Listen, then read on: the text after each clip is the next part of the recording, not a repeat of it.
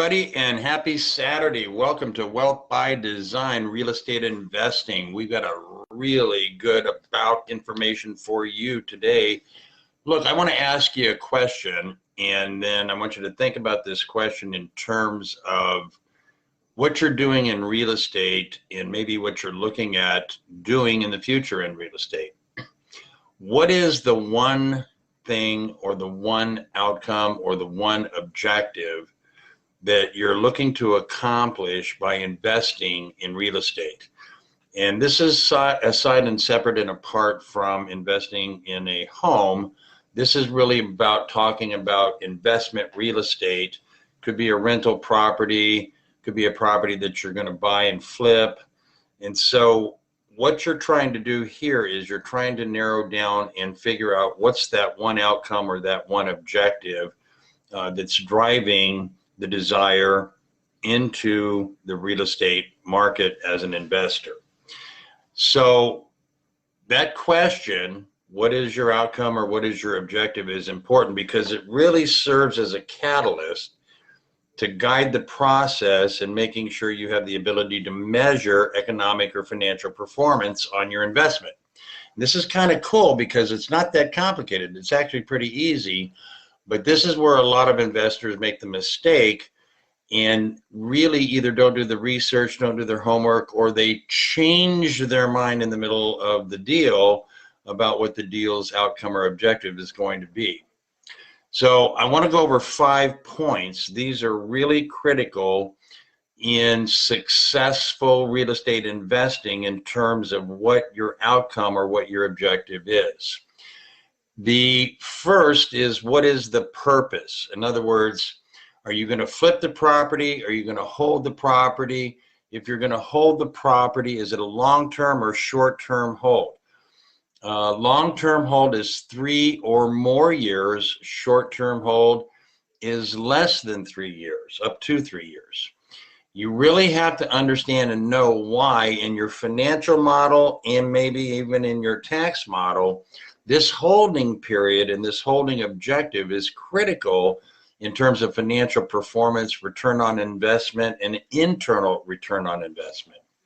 The second question is, what structure are you using when you're investing in the real estate? Are you doing it as an individual?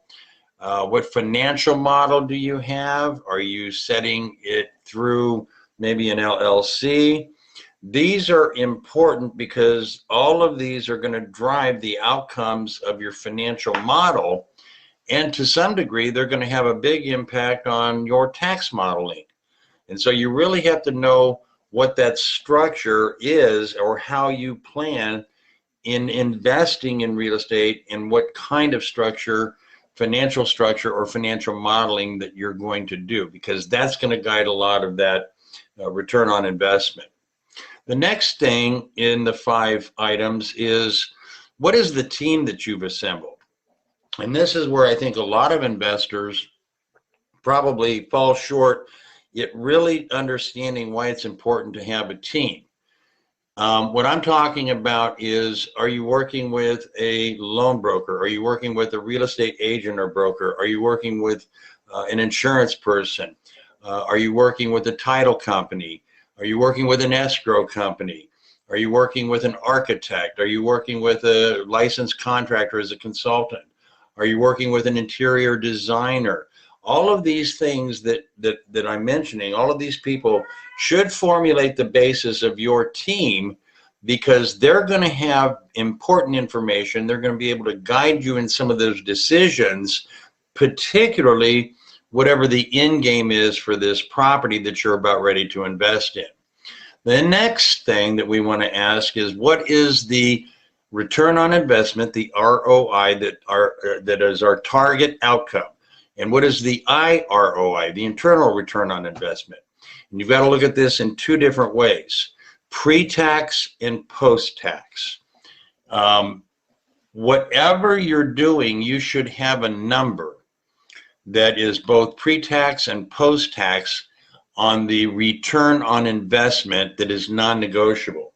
In other words, if you say, I want to get a return on my investment post-tax, after-tax considerations of 18%, well, then it's going to be pretty easy to figure out the numbers and work back and to see if those numbers are going to work that will yield that 18% return on investment after tax. And that's important because pre-tax and post-tax are going to be different for everybody, number one. And number two, you're going to have tax considerations and financial considerations in your financial model that are going to drive your ability to increase those profits just by making a few adjustments, which I'll get to here shortly.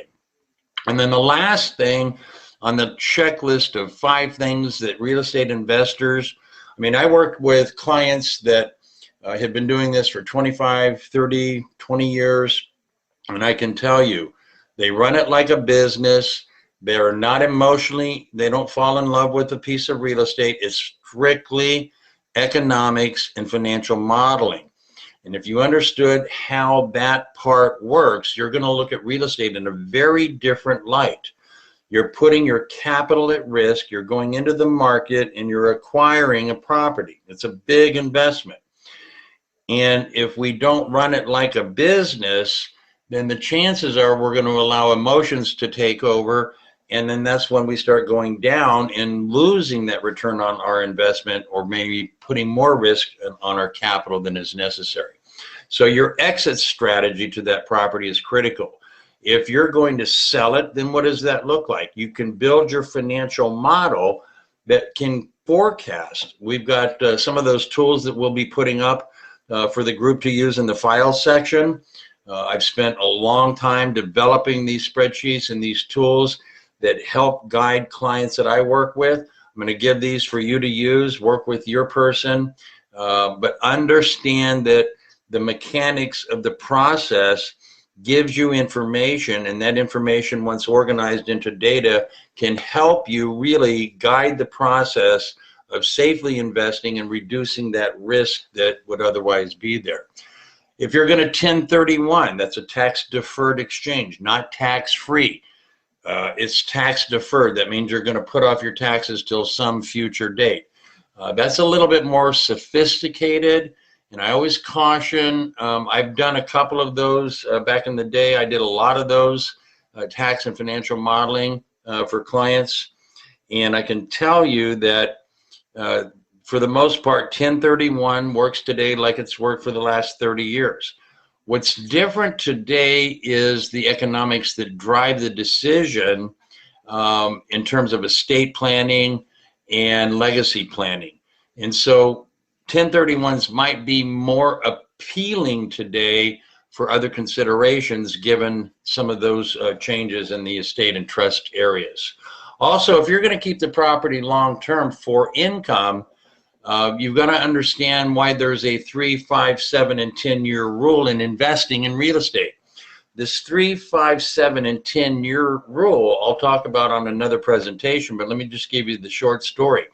If you're keeping the property for 3 years, if you're keeping the property for 5 years, if you're keeping the property for 7 years or 10 years, your financial model and your tax model is going to radically change depending on which of those you're going to hold that property for. And that's going to radically transform and change your opinion about holding that property.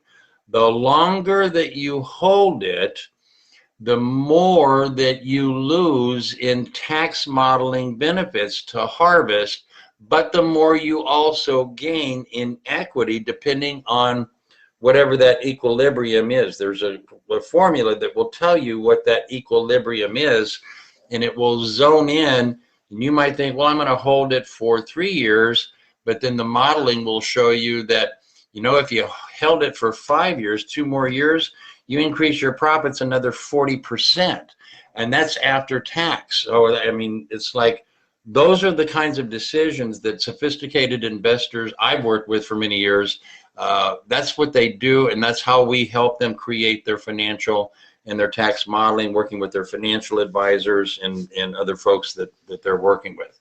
All right, so here's the other thing. I talked about the one thing that most investors do that really, I think, is making a big mistake and leaving a lot of money on the table in the deal. And the one thing that they do really has two parts. First, they don't create the financial model. They just don't. They say, oh, I like this property, I'm going to buy this property, and we're going to flip it. And then they didn't have an exit strategy to really think about what that involved in flipping it. It's a short-term play. They're going to get in and out in probably less than 6 months and flip the property. And what they do is, they're making money, but the thing about it is that they're diluting the highest and best use of the profit side of the equation. And the challenge is, are the decisions being made emotionally, or are they being made financially? And oftentimes I discover that these decisions are being made emotionally, and you've got to be cautious of that. So that financial model really consists of a couple of things. You need a cost allocation, you need an asset survey, you need a property profile, and you need a rent or comparable survey or a comp. Those four things are part one of making up this financial model. And this financial model is going to take information, organize it into data, and give you guidance so that you can make an intelligent financial decision. The second part is designing the end use based on trends suited for and targeting generational shifts. This is a big deal that nobody, well, I don't want to say nobody, a lot of sophisticated investors already know this, and they've been doing this for probably the last 3 to 5 years. This generational shifting, and I'm talking about boomers, Gen X, Gen Y, Gen Z. These generational shifting that's going on right now are having dramatic impacts on the economy. They're changing the social structure. And a lot of people don't understand it, don't know about it, or don't pay attention to it. I've been doing research on it for more than 5 years, and I can tell you, I don't make a decision about anything for Susan and I that doesn't filter through the generational shifting considerations that are critical to financial success in investing. So the one thing is the financial model. It's two parts. Create that allocation, create that asset survey, create that property profile, and then do that comparable or rent survey so you at least know that part. And then here's the thing. If you're going to hold the property to rent it, who is the potential most likely renter? What generation would they be in? What is the generational composition of the zip code? You can look this information up, and it will tell you a lot of things that are important at looking at. What are the likes and the dislikes? What are the wants and desires? I can tell you that if you're renting a 2-bedroom, bath and a half in zip code 92115 in San Diego, I can tell you the generational composition, I can tell you the age, I can tell you a lot of the socioeconomics, and I can tell you that when we do a tear out on the Mohawk property and we convert a studio into a 1-bedroom and strip it all the way down to the studs and rewire and everything, we have a tenant in mind that is going to be best suited in the composition of that neighborhood for the reasons that what they like. And we're going to get a lot more rent than just throwing it up and, the first person that comes through and passes the application gets to rent it. You've got to think smart. You've got to use your money smart. And you got to think highest and best use and the end game. Conversely, if you're selling the property, who is going to be the one that's going to likely buy it? It's going to be very close to the composition and profile of the generational mix in that neighborhood. Real estate agents and brokers are not, bless their heart, they're doing a hell of a great job out there, but boy, they're missing so much opportunity to take this information and really get with an interior designer, maybe an architect, maybe a contractor as an advisor, and guide the process. A couple of bucks here and a couple of bucks there, and you increase, for every dollar you put in it, you're getting $3 to $5 back in either sale or in rent. And so think smart about your money, think smart about your investing, and build your financial model. And don't make the mistake that most investors make. And certainly don't leave a lot of the profit on the table for people like me. I mean, we'll come in and buy it and we'll take the profit. I'm happy to do that. That's what we do. But I want you to understand that being sophisticated in investing in real estate is a business. It really is. And it's like Warren Buffett's best 2 rules about investing. Rule number 1, don't lose money. Rule number 2, refer to rule number 1 when you get confused. Don't lose money. That's what it's about. It's the capital working for you and creating housing, creating an opportunity, and building long-term or short-term. You still have your capital on the table. All right, summary. Let's remember that when we're talking about investing in real estate, I'm taking out the personal primary principal residence out of that. That's a separate deal. We've got a whole bunch of information on that, particularly about conversions. Let's say you've lived in the house for 5 or 6 years. Now you want to convert it to a rental. You've got to build a financial model that will adapt and allow you to do that and not lose any financial momentum, and a tax model that will give you the opportunity to harvest the tax benefits to your financial model.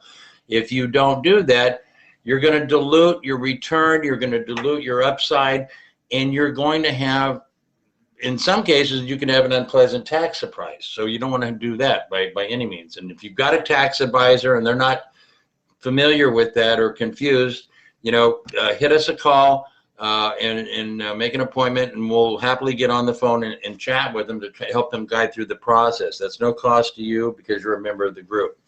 All right, the other thing that I want to talk about is remember that it really is a matter of time, and time is money.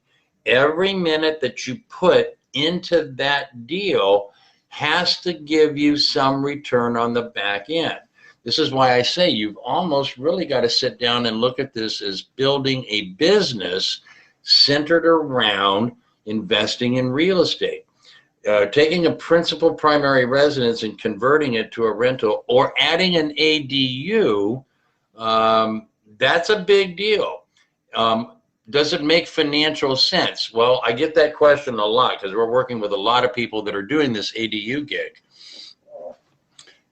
I can't answer, no advisor or expert in tax or finance can answer, does it make financial sense? The only person that can answer that question is you, the investor, the client. And if it makes financial sense, that's going to be dependent upon what your criteria are in terms of your risk tolerance, in terms of your tax exposure, in terms of your financial exposure. These are things that you should be organizing so that you understand where you're at as an investor in relationship to the market. Because what happens a lot of times, especially with real estate, is, oh, I love the front yard. Oh, I love the garage. Oh, I love the kitchen. If you're not living in it, and even if you are, it's real estate. It's money. And I get that, we have this affinity for the things that we want and the things that we desire. But at the end of the day, if it's not making financial sense and it's not flowing through the financial model, then you are seriously risking losing capital or losing opportunity. Real estate has a principle, just like almost everything else, in its highest and best use. Whatever the highest and best use of that piece of real estate is, that's where it should be going, because that's going to assure you to reduce risk, increase yield and return, and safely guide you through a capitalist market that's designed to be very efficient. It's also designed to get rid of inefficiencies. So if you get emotional, that's going to be inefficient, and the market has a way of kind of settling that out. What we're trying to do now is we're trying to really figure out, and I'm speaking in the rhetorical we, trying to figure out, we're trying to figure out what is a game plan going into investing in real estate. you got a whole lot of opportunity. You can flip property, buy it, do a little cosmetic stuff and flip it 3-4 months or less. You can flip it in a year or less and do a little bit more. There's a big difference between cosmetic, what I call dolling it up a little bit, or remodeling, or rehab. Remodeling might be, you might be remodeling the bathroom and updating that. You might be remodeling the kitchen and updating that. Rehab, you're tearing stuff down to the joists and the floor. You're tearing stuff down to the studs. You're pulling out the wiring. We just did on our Mohawk property, Susan and I, we just did a complete rehab on the studio, on one of the studios, and stripped it down absolutely to the studs, and just from the studs out and from 4 joists up, we just rebuilt the entire thing. Brand new plumbing, brand new electrical, everything. Beautiful. And we get a premium now on the rent between the tax savings and the rent. The amount that we invested in that, it will be, we'll definitely recover that in less than 30 months. That's a pretty good return. And so what we're looking at is, how do you approach the property as an investment? What is your target? What is your risk tolerance? What is your appetite? Do you like flips? Do you like rehabs? Do you like remodels? Do you like knocking buildings down and building new building? We're doing one of those projects right now, and we're just about ready to get our demo permit. We're going to knock it all down. That's going to be cool because we're going to be shooting video, and that's going to be one of our little courses that we're going to share with people how to do that. And then what we're going to do is we're going to build a brand new building with 4 units and from ground up. And the cool thing about that is that anybody can do this if you know how to put together the right team. And you've got to have that team that's helping you guide that process. What you're doing is trying to figure out, is real estate a good opportunity for you? And if so, what kind of real estate and what kind of investor are you? If you're the investor that doesn't mind getting your hands dirty a little bit and do some of this stuff, and you don't mind being the landlord and the manager and collecting rents and doing the leases and all of that, cool. You'll increase your profits a lot more. If you're the person that likes to invest in the real estate and let somebody else do most of that heavy lifting and work, then that's cool too. It's really where you're at in your comfort level in putting your capital out there into real estate. If you just want to put it into an REIT or a real estate investment trust and not be self-directed and not be getting mud on your boots and blah blah blah, then talk with your financial advisor, because there's a lot of good opportunities in the market that you can invest in, and those people are already doing a good job at producing really good returns. I see some of these returns that are 8 to 12%, or some even better than that. Remember, the higher the return, usually the higher the risk, but you really have to decide what kind of investor you are in the real estate arena, certainly before you jump in. Navigating through the financial model is really understanding, if I put $1 into it, before tax, what am I getting back? And after tax, what am I keeping? Okay, that financial model works the same way because it always has a tax component. And that's going to vary widely depending on what state you're in. If you're here in California, where it's a little bit more hostile in terms of state tax implications, or New York and New Jersey, this is why people are leaving, by the way, then you've got to understand that, it may look good through the lens of the return, but by the time you figure the pre and post tax and investment cost, it doesn't make financial sense. And what I see a lot, and this is so sad, I see people trying to squeeze that square peg in that round hole because they just want that deal so bad. that they've abandoned all rational reasoning and financial good thinking and sense because they just want the deal. And at the end of the day, if you just want the deal, then you just buy the deal. I mean, it's not giving you what you desire, and so you're taking the chance that you're going to risk a serious impact financially in the outcomes that you're going to get. All right, let's go back and talk about those 5 points again. What is the purpose that you're investing? What is the structure that you're using in investing? What is the team that you've assembled in investing? What is the ROI and the IROI, the return on investment, internal return on investment, and what is the exit strategy? And those make up the compensation for the things that you are doing as an investor. And then the one thing that most investors don't do that leave a lot of profits on the table is that they don't create the financial model. And the financial model is really simple. You've got to have a cost allocation, an asset survey, a property profile, and you've got to have a comparable or rent survey for that area. I would also probably add a third or fifth thing, and I would probably add at least a tax history from the county recorder or assessor and add the tax history, because it may not, depending on where you're at, it may not be included in the property profile.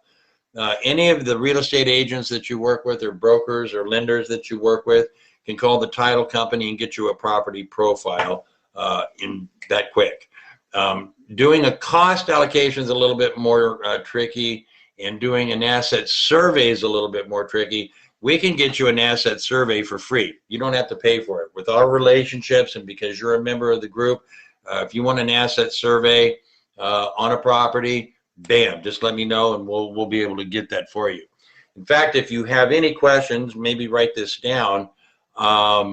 What I'll do is I'll open up some time later today between 3 and 5 o'clock today, Saturday, the 6th of February, between 3 and 5 o'clock, and I'll give you a 15-minute free Google Meet video conference. If you've got questions, just text me at 619-592-2708. Put your first name and your email, and then I'll send you the invite, and we'll get on a Google Meet for 15 minutes, no cost to you. Happy to answer your questions and give and share with you some information about these tools.